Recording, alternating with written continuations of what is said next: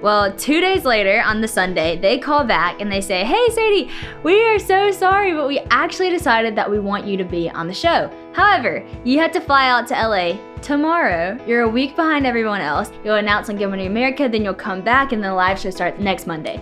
And I was like, what? And I literally was like, no.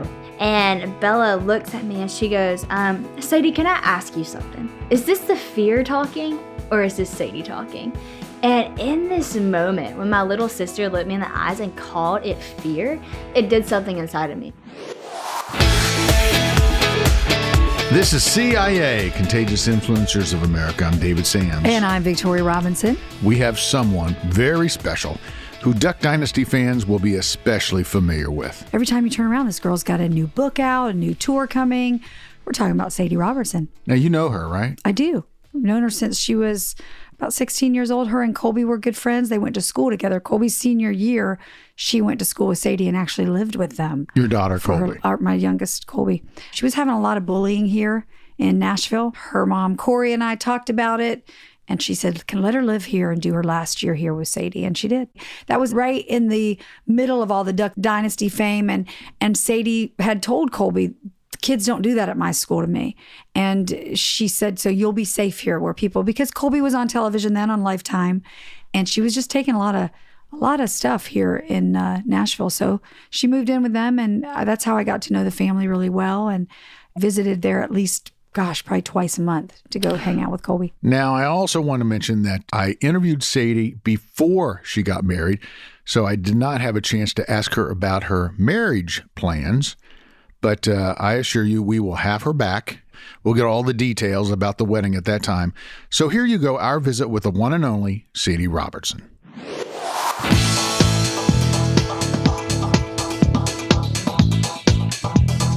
I have to tell you that you're a beacon of light. You're a beacon of hope, a beacon of inspiration. Oh, thank you. Look at that smile. Thanks. Well, it's so great to be here. I'm excited. Just take me back, okay? Take me back to that time that you realized that you had a unique place in this world. That's a big question. Yeah. I don't think that was necessarily whenever Duck Dynasty started or anything like that. I think that was probably just whenever I was a little bit younger, right before I got baptized, I think. And it was kind of that moment where I was like, God, okay, like I see it. Like I see that you have made me different. I see that you have, which everybody has that moment. I'm not saying me in particular, it's just different, but I kind of just realized like the beauty of that. And I was actually a funny story. Whenever I was 13, I got asked to play on Team USA for the Junior Olympics basketball team over at a festival in Austria. And so when I'm 13, my parents like said I could go and I could go do it. And so I left for Austria for 10 days. And being over there by myself for 10 days without any of my family, without any of my friends, without anybody that knew me or anything like that, and having kind of endless opportunity to do whatever I want, it was kind of this moment in my life where I had to decide, okay, am I going to go with the world or am I going to go with God? And it was either black or white. It wasn't like I didn't want to be in that middle area. I just needed to decide. And in that moment in Austria, being 13, when I decided to go with God, it was like super huge for me, like seeing that moment that you just asked, like, okay, now I see that God, like whenever you walk with God, like what that means and like what that looks like and how it may be awkward for a little while, but he's so faithful.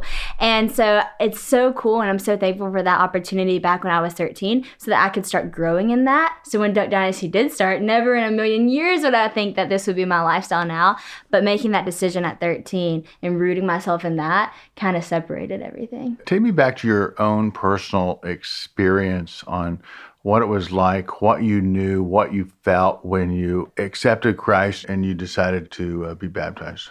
I remember I was actually just sitting over in Austria by myself, and I had mentioned something about the Bible, a story in the Bible, to one of my roommates over there on my team, and she was like, huh? I was like, oh, you know the story in the Bible? And she's like, no. I was like, oh, you haven't read that one? She's like, no, I'm not a Christian. I was like, oh. Well, at the time, being from West Monroe, Louisiana, like, everybody I knew was a Christian. So I never had the opportunity to talk to somebody who didn't know anything about the Bible or anything about Jesus or anything about who God was. And so I began to just talk to her about it. And by talking to her about it, it made me like so excited about my faith. And so I came home from Austria and asked my dad to baptize me, which my dad sat with me and did a long study with me and made sure I was serious about what I was doing, because he was like, you don't do this unless you're serious about it, unless you're literally willing to give your life to Christ, and because he gave his life for you.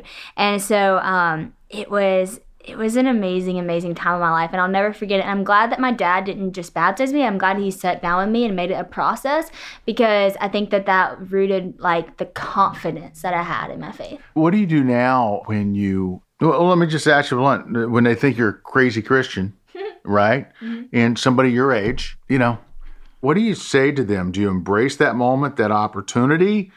How do you respond?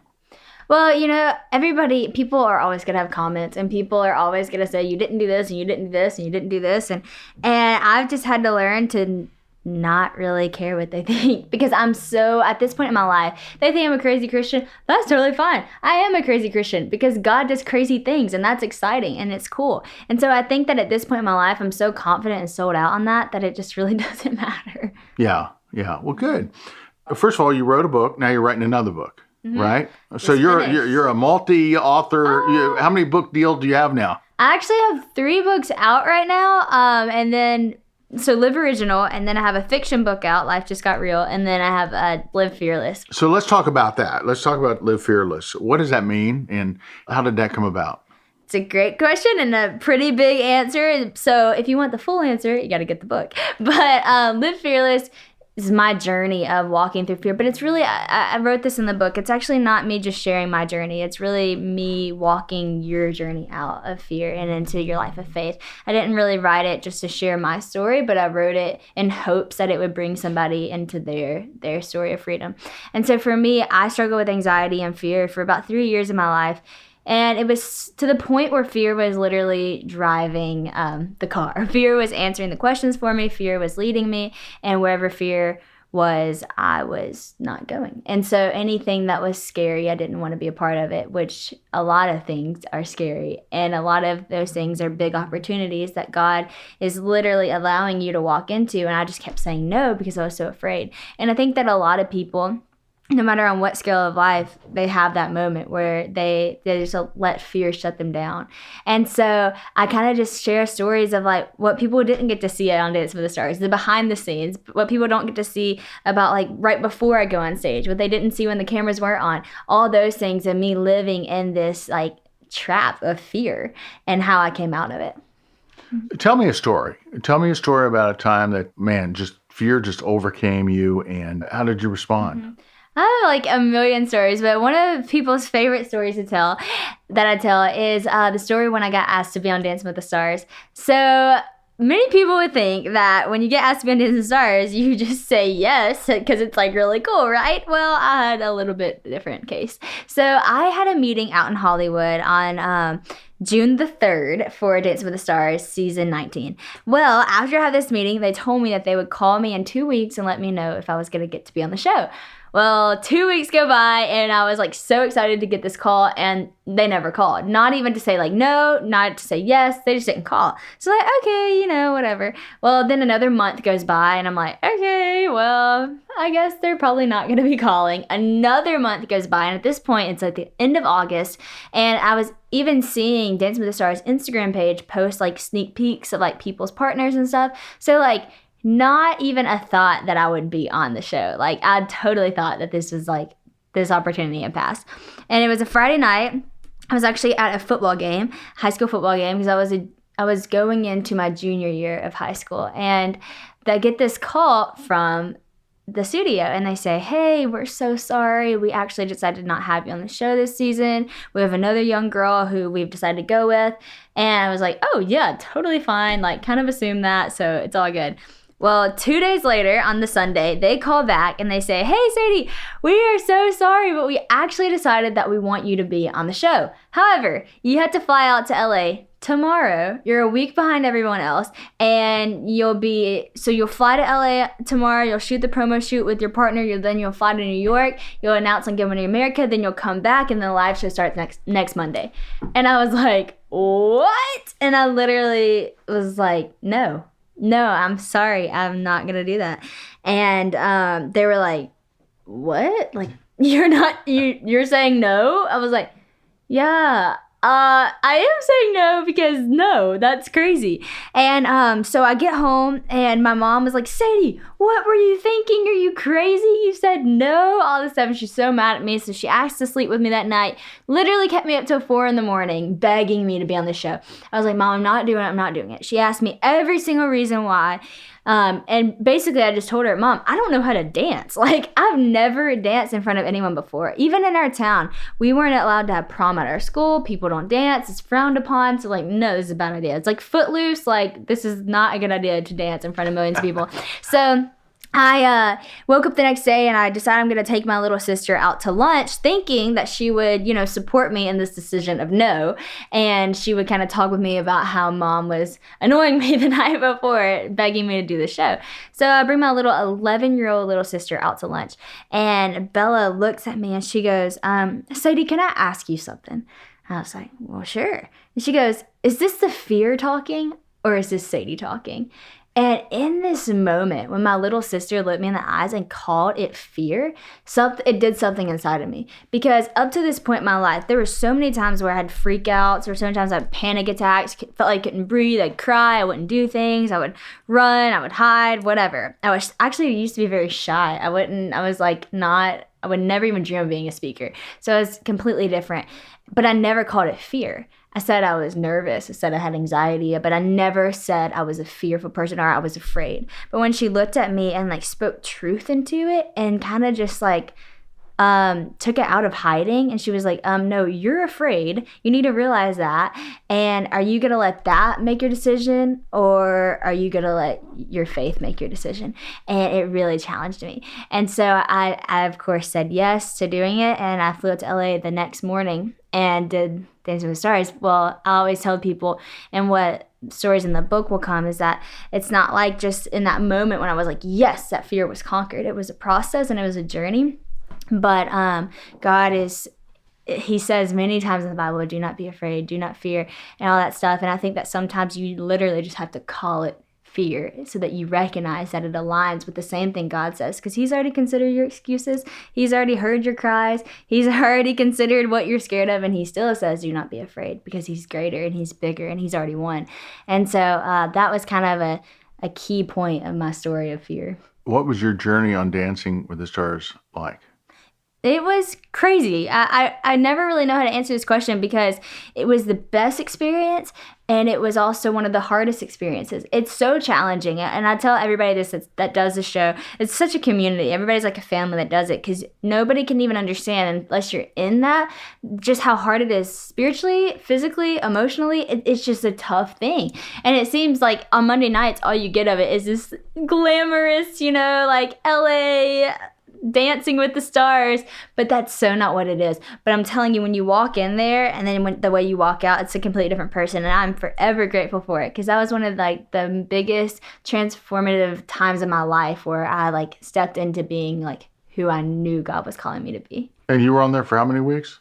3.5 months. Wow. So, yeah. Mm-hmm. But you had no idea it could be a week or two. No, yeah, you have to pack every week as if it's your last week. Yeah. And do you stay out there? Yeah. The entire time? Mm-hmm. Oh, wow. I know. So it's crazy. You literally moved to LA. That was good training for you to get out on your own. It was. When somebody picks up your book, they're going through whatever they're going through, and they have their own fear factors. Mm-hmm. This is sort of a real guide then to help them get from here to there. Very much so. It's so funny too, because if you would have told me that being fearless would be something anybody would describe me as, or even myself, if I were going to be able to say that I am a fearless person, that seems so far from possible. Because if you're in it, you're like, no, I'm never going to break. This is just who I am. This is the cards I was dealt with. And I truthfully think that the people who are saying that right now need to get the book, because they're going to be surprised that by the time the book's over, if they follow the prayer, the journey, journey, if they actually dive in and do what this book is saying, I think they'll walk out truly fearless. And I think people will be shocked with what God can do in their heart in just a short amount of time, because sometimes we think that it has to be a process. It doesn't always have to be a process. God can literally take that in an instant if you just take authority over it. And I think this book really guides people to that. When you go out on tour, what is that like to actually engage with young women one-on-one versus, when you're taping a show and you're on Dancing with the Stars or whatever, you're sort of in your own little environment.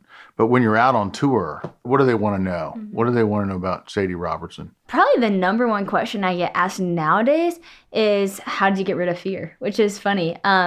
Because this book's been a little overdue, because that question's been coming a lot. And I can never sit there and answer that to the point that they would really need, And so writing this book I think it'll help that, which is actually why I wrote Live Original at the time, because I was too afraid to speak, but I knew I had a message in Live Original, so I decided I'll write it down, and then people won't ask me anymore. They'll just read it, which is funny because that does not happen. After you write a book, they ask you more questions on it, but I think Live Fearless will help because that is the number one question I get asked. It's interesting. God has a funny way of, we think one thing and then it turns out to be another. Oh, yeah. As you look at things now, where do you see yourself in 5 or 10 years?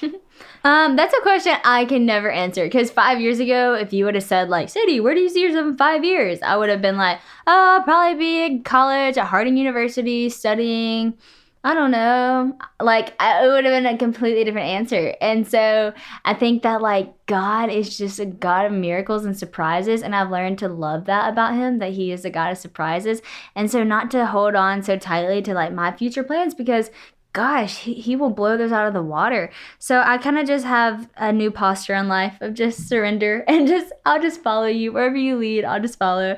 And that may sound like a answer that's not real, but that's truthfully just where I'm at. One of the things that we're doing is we're putting together stories of contagious influencers, people who are game changers, people who are really making a difference in the world. And we all can do that. You can do that in your own community. What is it that really stands out to you that helps you realize that you are a contagious influencer? What can you tell that young woman listening right now to the show? What can you tell them to inspire them that what they have that secret weapon inside of them? I think that the secret to finding that, is just your pursuit of God and your pursuit of Jesus. And I think whenever you start pursuing who he is, he begins to show you who you are in him and through him. And so I think that a lot of times it's the private moments with him. It's the moments that you have to get away and pursue him hardcore. And then sometimes, once you're ready, once you're rooted, those turn into public things because he entrusts you with that message that he speaks to you. So I think once you attune your ears to hearing and your heart to receiving who he is and knowing his voice, then once you get in the public moments and you get out in the world, you're able to know where to go. You're able to know how to speak. You're able to know what those little things are that he showed you personally and privately that he wants to share with the world publicly through you. And so I think everybody has the opportunity, because he meets with every single person there in their quiet moments, and he doesn't leave questions unanswered. There may be no, and so you have to come to that realization as well. But just begin that relationship and that pursuit of him, and you'll be surprised at who you become. I know you have a heart for your foundation that you're working with. Why don't you tell us about that and how we can become a part of that? Yeah, so Help One Now is an organization that I work with, but I started a nonprofit, kind of a spin-off of Help One Now, called One Squad. And anybody that is wanting to jump on the train of One Squad, that is specifically the thing that I'm doing with Live Original. And it has been absolutely incredible. 7 different countries and kids all over the world. And it has been unbelievable because I've gotten to go there and actually spend time with the kids and love on them and hug on them and see these villages start to blossom and build. And it's really cool too because we're making it all about their community. So we are able to hire people there to build villages, and we're able to get women there to be the house moms and stuff like that. So it's really changing community all over the world. And it's really cool because basically your monthly subscription, it has just blown us away with what it's been able to do. It's not just that we do child sponsorship, so we don't just intentionally help one child, but we go for families and we go for larger groups of people and I guess kind of future things. It's not like temporary fix, it's like an eternal fix maybe, because we go for the heart. So One Squad is very unique. It's pretty much empowered by young people, which is kind of cool because this generation is rising up and really helping out generations for the future and for them to come. So if you go to helponenow.org, you can get all that information. Or if you go to my website, liveoriginal.com, we are about to start our little One Squad tab. So terrific. It'll be up. Well, thank you so much. It's been so wonderful talking with you, and just keep it up. You're a beacon of hope, of inspiration, and we need more like you. Oh, thank you so much. This is awesome.